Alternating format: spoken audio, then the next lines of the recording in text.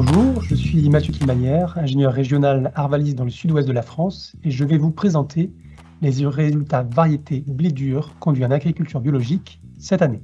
Cette année, le réseau se compose de 3 essais. Un 4e essai est encore en attente de résultats et il sera complété d'ici quelques jours.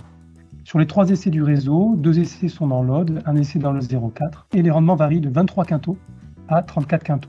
Les résultats sont à mettre en corrélation entre le rendement et la teneur en protéines qui est importante pour les débouchés en agriculture biologique. Ici, vous avez donc le graphique qui compare la productivité en rendement en abscisse et la teneur en protéines en ordonnée, avec des variétés qui sont au-dessus de 12% de protéines, qui 12,5% de protéines, et le seuil minimum requis pour du blé dur en agriculture biologique. On retrouve la référence sur mesure, qui reste une référence importante malgré son potentiel en retrait par rapport aux autres variétés testées. Pescadou et RGT Capsure, testés cette année, semblent également bien se comporter avec un potentiel supérieur et des teneurs en protéines légèrement au-dessus de 12%.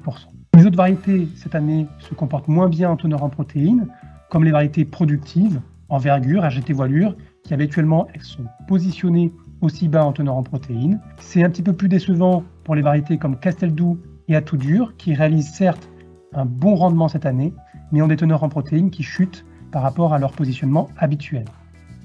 Platon est par contre intermédiaire, assez proche des 12% de protéines, avec un rendement supérieur à sur mesure la référence. Il est important de voir ces résultats également pluriannuels, afin d'avoir les données qualité, puisque l'on regarde 3 composantes importantes pour le blé dur bio, le rendement en parcelle, la teneur en protéines, pour savoir s'il est supérieur à 12% de protéines, et également le mitadin ou la vitrosité, qui est l'inverse du mitadin, pour avoir des blés durs inférieurs à 40% de mitadin.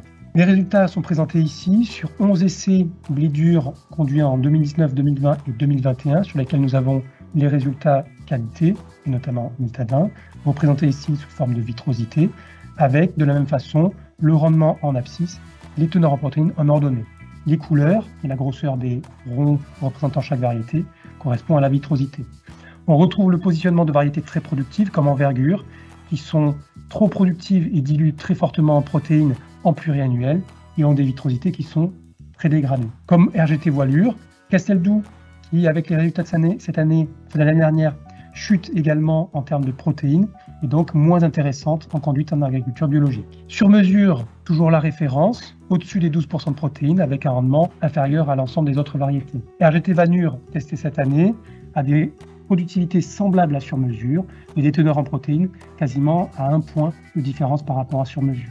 Pescadou, dont le positionnement est à confirmer, on les a mis ici entre parenthèses, les variétés à confirmer, semble être très intéressante puisque supérieure à 12% de protéines, avec une vitrosité relativement bonne et une productivité qui, pour le coup, est largement plus importante que sur mesure. Platon également semble être intéressante avec une très bonne vitrosité, une productivité intéressante également, mais légèrement en dessous des 12% de protéines. Donc ce sont 2 variétés à confirmer sur le réseau de l'année prochaine pour voir si leurs positionnements sont conservés en productivité, en teneur en protéines et en mitadin. Vous retrouverez l'ensemble des résultats variétés blé dur bio dans les Choisir et décider, que vous retrouverez en téléchargement gratuit sur arvalisinfo.fr dès le début du mois d'août.